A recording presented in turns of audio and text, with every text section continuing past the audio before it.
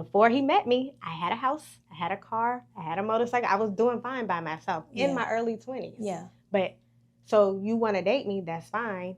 But this is my requirements for dating me. Not all women take that. You know, some people don't care about stability. They just want their hair and nails. Yeah. You get what I'm saying? Yeah. They want to look flashy. They want you to take them to the club.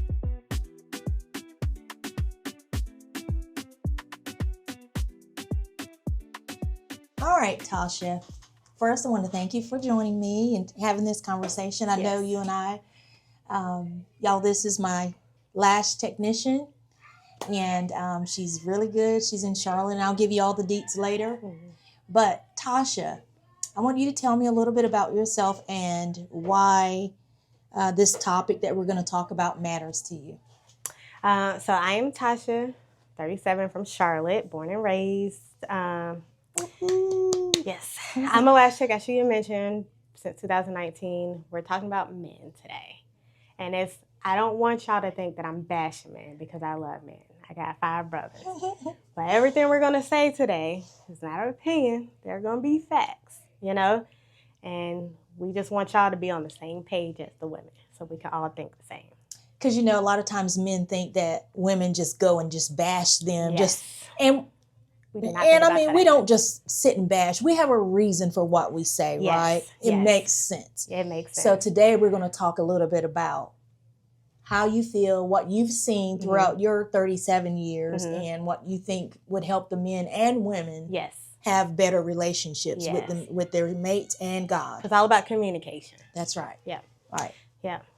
Well, number one, women don't mind submitting, right? I've never met one woman who said, oh, yeah, I want to run this household. I want to be the head of the house. You know, I want to supersede what my husband does. We've never met not one woman like that, right? That's right. Never. We all want to submit. We all want to be these little giddy little girls, but we have to have a mate that's going to put us in that position. You got to be a man. That's right. And part of that, the first thing of being a man and having a woman submit to you is, who are you following, right? Yes. Because if you're not getting your guidance from God, I'm not following you. If you're getting your guidance from what your daddy taught you, which is understandable, I want God to lead you. Yes. Because when God leads you and it's truly God, then He's going to lead us on the right path. You can't fail. There are going to be some tests, but you can't fail. Right. So since you talked about submission, what is one myth that you think the world gets wrong about submission?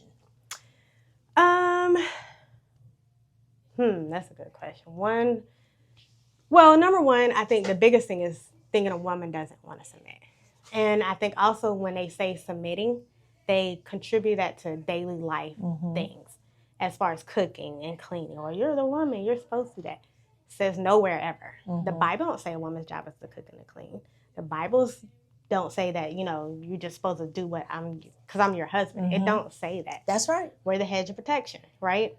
So our job is to make sure this household functions correctly. Your job is to make sure you go be a provider. That's not always just financially. Are you providing for your household with love, with affection, with loyalty, with honesty? Like, what are you providing? It doesn't necessarily mean financial, but you got to provide a lot. So the men that I know, their ego, a lot of them, their egos are built on their financial. Yep. You spoke about financial, and a lot of men don't care about anything other than how much money they have, how much they're providing. And I think because their ego is so tied to that, you know, if they got more money, that means they're a bigger man. But I don't think that's, like, as you mentioned, I don't think that that's the driving force of what a man should be. Right. Because I don't say that. Yeah, because, you know, a lot of men, they have a problem with a woman who's kind of the breadwinner. Yeah, which is crazy. But where did all that come from? Like, what is... Oh, that's a self-esteem thing. Because men, you deal with them based off their ego. So I always say, if you're trying to get something from your man or a man, sometimes you got to play into their ego, which means, hey, I need my tire done, and you're the only man that can do it. I'm a little girl. Play dumb, don't be dumb, you know? But that's that's how they respond. Yeah. They want to save the damsel in distress. They want to come through like Superman. So if y'all want to come through like that, then you can't fault us for letting y'all do that. So we can't be independent and let y'all, you know what I mean, at the same time, because that's how they take it. They want you to be independent, but they want you to be dependent. Y'all got to find y'all struggle. Yeah, you got to find it. I mean, I think it's fine for a woman to be independent and have a man that we want to be independent with certain things, but we don't want to be independent with everything. With everything. Yep. So a lot of men, I know a lot of men, millennials, your age group, were raised by single women, and a lot of them seen their mother struggle, and that's all they know is kind of watching that woman carry the load. Right.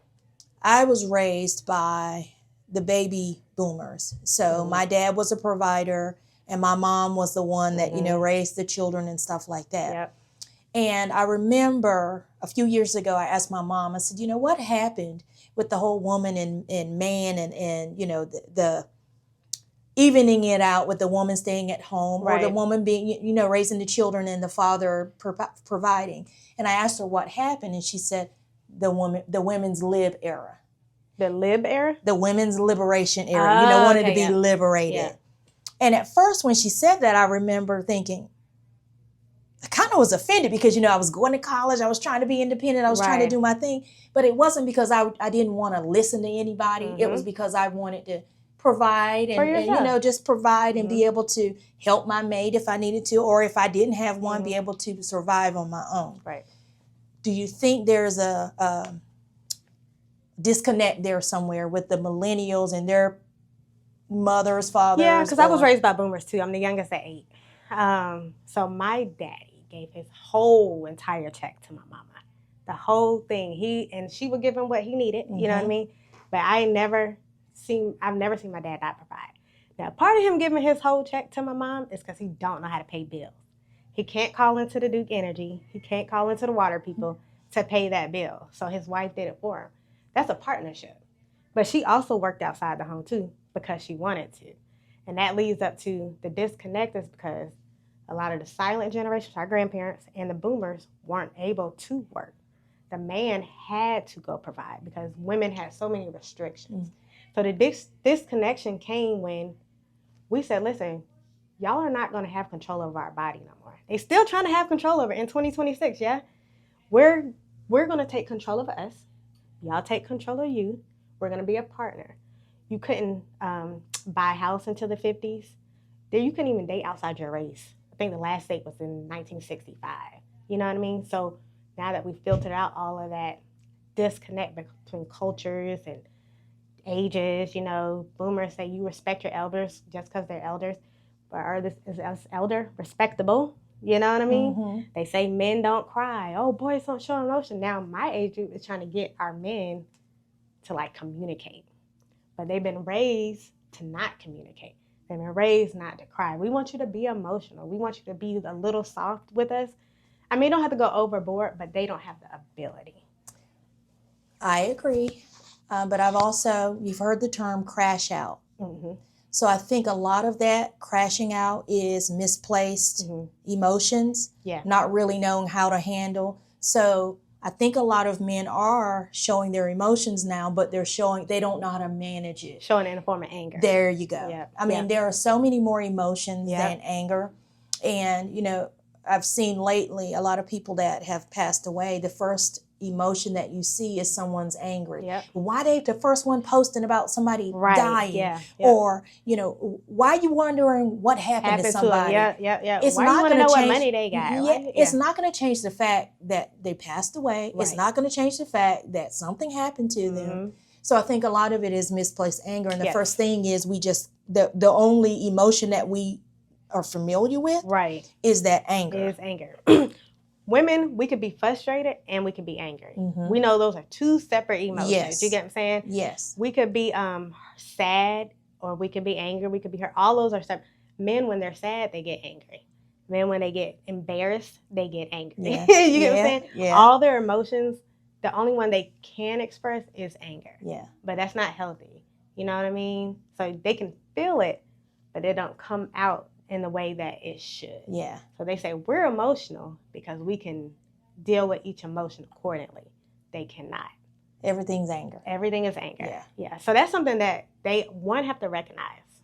Because, you know, they just think they just God gifts to earth and God's gift to women. And that may be true, even though it don't say that in the Bible. Yeah. But at the end of the day, it's still a partnership.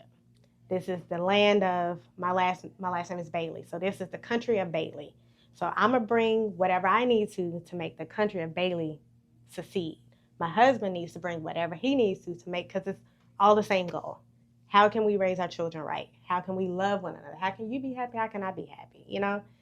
So if you don't express that, then anything other than anger, then it's going to make us mad. Yeah. We're going to get upset too. It's so weird though, because I've noticed, at least with my relationships, it didn't feel like a partnership. It felt like they were competing against me. Yep. Yeah. Yep. And that's certainly not the way a relationship should be. Right. So you mentioned the Bible, and I want to go back to that a little bit. Yeah. According to the scripture, what is the man's priority? What is his primary responsibility in the home? You did touch on it a little bit, but I know you're very spiritual and you know the Bible a lot. Yeah. So based on what you've been taught and what you've studied, what do you think the man's primary responsibility in the home should be? Well, both my parents is pastors, so I call them Bible beaters. So I know that Bible like the back of my hand, not on purpose.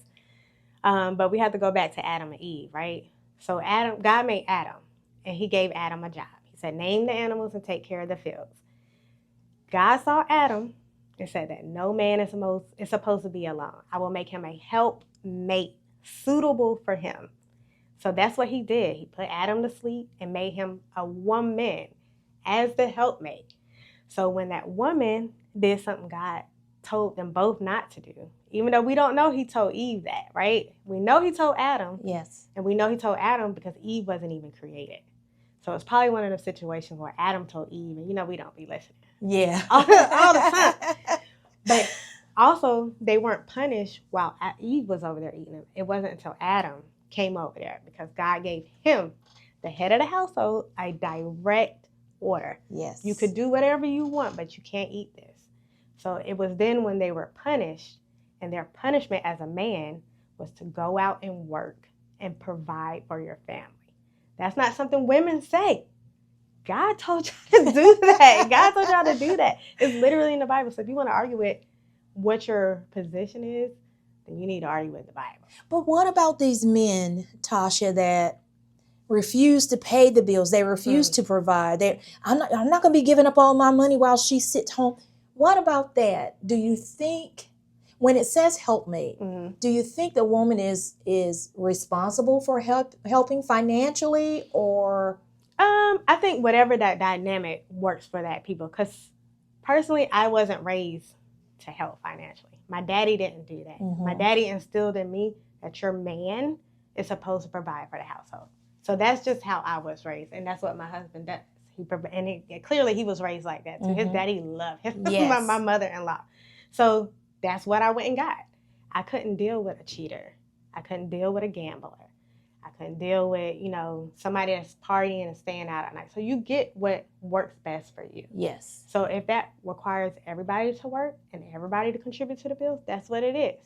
If he is going to take, the reign and provide, maybe he'll pay the mortgage and you pay the utilities, then that's what works for your family.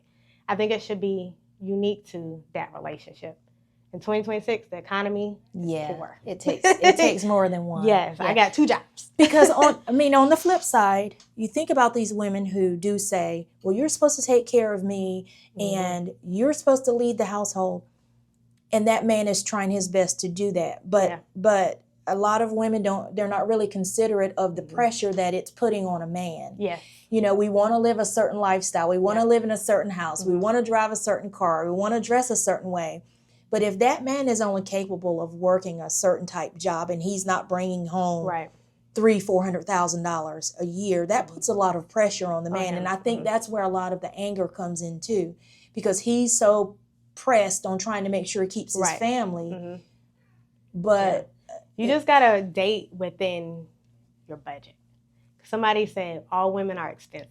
You just gotta find one. I don't wear nails. I got natural hair, but I do want stability.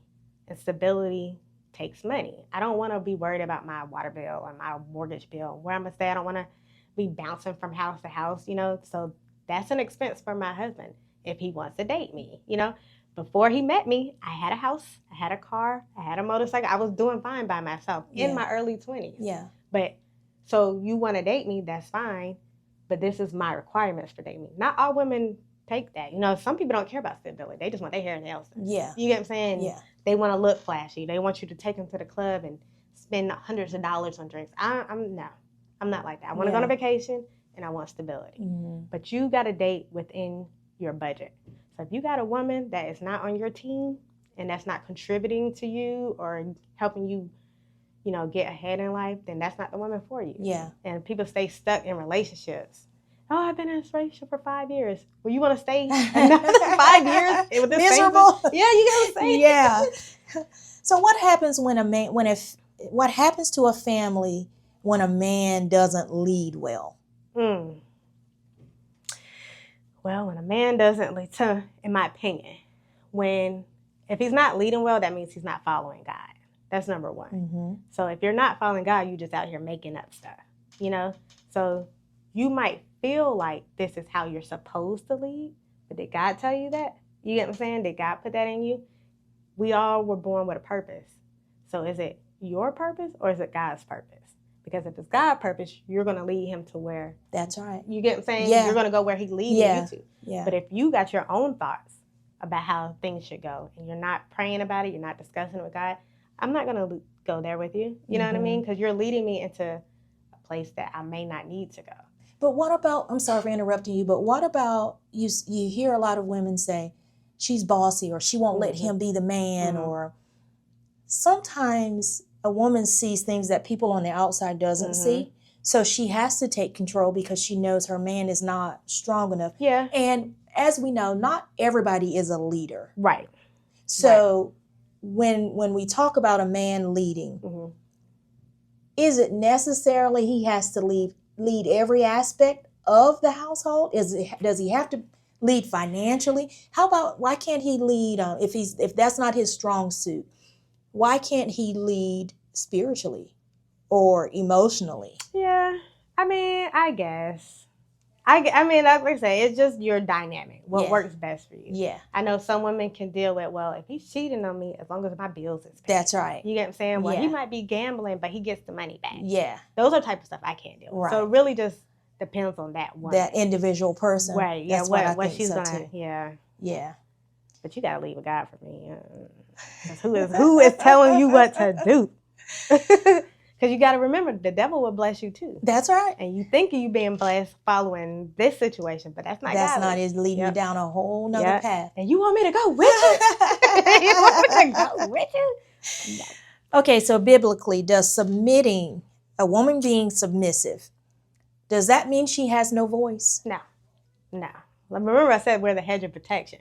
So if we're submitting, that's because we found a man to submit to. Yeah. A whole man. Yeah. Not no little boy. Not no you meant that. Yes. Not no little boy. A whole man. Yeah. And that whole man could be whatever that woman thinks is a whole man. Yeah. To me, a whole man is, like I said, a man that is being led by God.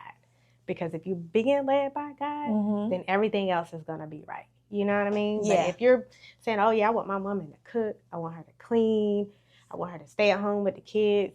I mean, that's fine, but is that coming from God? Did God tell you that's what he wanted for your family? Or is that just a controlling because you don't want her to make her money? Yeah. And you want to know where she's at all the time. Yeah. That's not being a provider. That's being a controller. A controller, right. Exactly. So it just depends on what your intentions are, with what you're leading with and what you're providing with. But the Bible, listen. It say we supposed to submit. That literally is one verse in the Bible, But it also says, men, love your wives as you love your own flesh, and as Christ loved the church. That's right. So are you putting your wife first? It also says you leave your parents and you cling to your wife and y'all become one. Is that what you're doing? Because a lot of times they don't do that. Yeah. Why do you think we've moved so far away from biblical structure in the home, though? Well, my personal experience is it was too much church. It wasn't enough balance. Yeah. Now, in my adult life, I can appreciate them taking me to church like that. Right. But remember we spoke, you know, us growing up, there was a person in your neighbor, your aunt, your grandmother, next door neighbor. Yes. That was going to make sure you at least went to church on Sunday. Yes. You didn't have no say. So. Yes. And then I feel like with my generation, we kind of got away from that. You know, we got away from God. I think it's not intentional, you know, but I think the boomers put too much emphasis on church.